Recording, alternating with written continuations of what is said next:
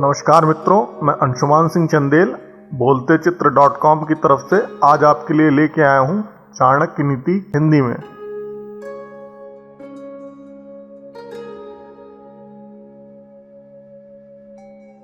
सबसे पहले दोस्तों, अगर आपने अभी तक हमारे YouTube चैनल को सब्सक्राइब नहीं किया है तो आप अपनी वीडियो के नीचे इस तरह का लाल रंग का सब्सक्राइब बटन देख सकते हैं। दोस्तों, आपके इस सब्सक्राइब बटन को दबाने के बाद हमारे YouTube चैनल से जुड़ सकते हैं। उससे आपको हर और इस तरह की ढेरों वीडियो देखने को मिलती रहती हैं। तो सबसे पहले आप हमारे YouTube चैनल को सब्सक्राइब जरूर कर लीजिए। 5वां अध्याय, ब्राह्मणों को अग्नि की पूजा करनी चाहिए, दूसरे लोगों को ब्राह्मण की पूजा करनी चाहिए, पत्नी को पति की पूजा करनी चाहिए तथा दोपहर के भोजन के लिए जो अतिथि आए उसकी सभी को पूजा करनी चाहिए। सोने की परख उसे घिस कर, काट कर, गर्म करके और पीट कर की जाती है। उसी तरह व्यक्ति का परीक्षण, वह कितना त्याग करता है, उसका आचरण कैसा है, उसमें गुण कौन से हैं, उसका व्यवहार कैसा है, इससे होती है। यदि आप पर मुसीबत आती नहीं है तो उससे सावधान रहें, लेकिन यदि मुसीबत आ जाती है तो किसी भी तरह उससे छुटकारा पाएं। अनेक व्यक्ति जो एक ही गर्भ से पैदा हुए हैं या एक ही नक्षत्र में पैदा हुए हैं, वे एक से नहीं रहते। उसी प्रकार जैसे बेर के झाड़ के सभी बेर एक से नहीं रहते।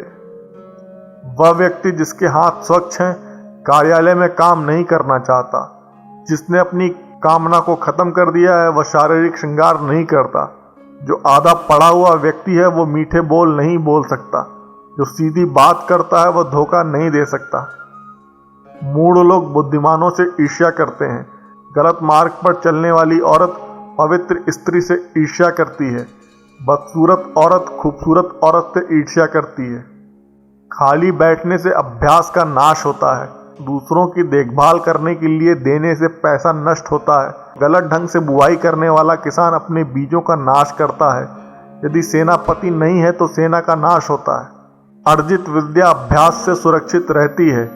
घर की इज्जत अच्छे व्यवहार से सुरक्षित रहती है। अच्छे गुणों से इज्जतदार आदमी को मान मिलता है। किसी भी व्यक्ति का गुस्सा उसकी आंखों में दिखता है। धर्म की रक्षा पैसों से होती है। ज्ञान की रक्षा जमकर आजमाने से होती है। राजा की रक्षा उसकी बात मानने से होती है।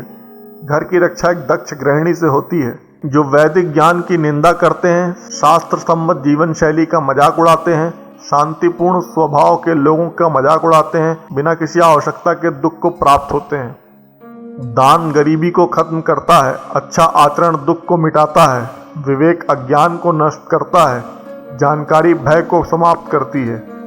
वासना के समान दुष्कर कोई रोग नहीं। मोह के समान कोई शत्रु नहीं।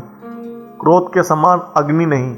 स्वरूप ज्ञान के समान कोई बोध नहीं। व्यक्ति अकेले ही पैदा होता है, अकेले ही मरता है। अपने कर्मों के शुभ अशुभ परिणाम अकेले ही भोगता है। अकेले ही नरक में जाता है या सद्गति प्राप्त करता है। जिसने अपने स्वरूप को जान लिया उसके लिए स्वर्ग तो तिनके के समान है। एक पराक्रमी योद्धा अपने जीवन को तुच्छ मानता है। जिसने अपनी कामना को जीत लिया उसके लिए स्त्री भोग का विषय नहीं। उसके लिए संपूर्ण ब्रह्मांड तुच्छ है। जिसके मन में कोई आसक्ति नहीं।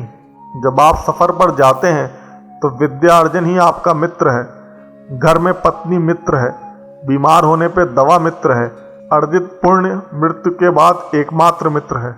समुद्र में होने वाली वर्षा व्यर्थ है। जिसका पेट भरा हुआ है उसके लिए अन्न व्यर्थ है। पैसे वाले आदमी के लिए भेंट वस्तु का कोई अर्थ नहीं है। दिन के समय जलता दिया व्यर्थ है। वर्षा के जल के समान कोई जल नहीं। खुद की शक्ति के समान कोई शक्ति नहीं। नेत्र ज्योति के समान कोई प्रकाश नहीं। अन्न से बढ़ के कोई संपत्ति नहीं। निर्धन को धन की कामना, पशु को वाणी की कामना, लोगों को स्वर्ग की कामना, देव लोगों को मुक्ति की कामना। सत्य की शक्ति ही इस दुनिया को धारण करती है। सत्य की शक्ति से ही सूर्य प्रकाशमान है। हवाएं चलती हैं। सही में सब कुछ सत्य पर आश्रित है। लक्ष्मी जो संपत्ति की देवता है वो चंचला है। हमारी श्वास भी चंचला है। हम कितना समय जिएंगे इसका कोई ठिकाना नहीं। हम कहाँ रहेंगे यह भी पक्का नहीं।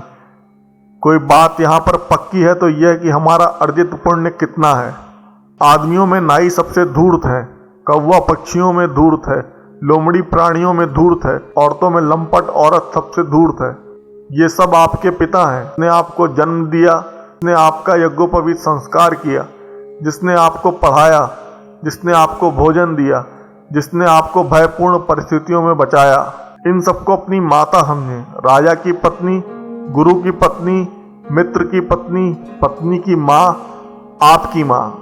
श्रवण करने से धर्म का ज्ञान होता है, द्वेष दूर होता है, ज्ञान की प्राप्ति होती है और माया की आसक्ति से मुक्ति होती है। अगर आपको ये वीडियो पसंद आया हो तो इसे लाइक और शेयर करना ना भूलें और हमारे YouTube चैनल को सब्सक्राइब करना भी ना भूलें। थैंक्स, धन्यवाद।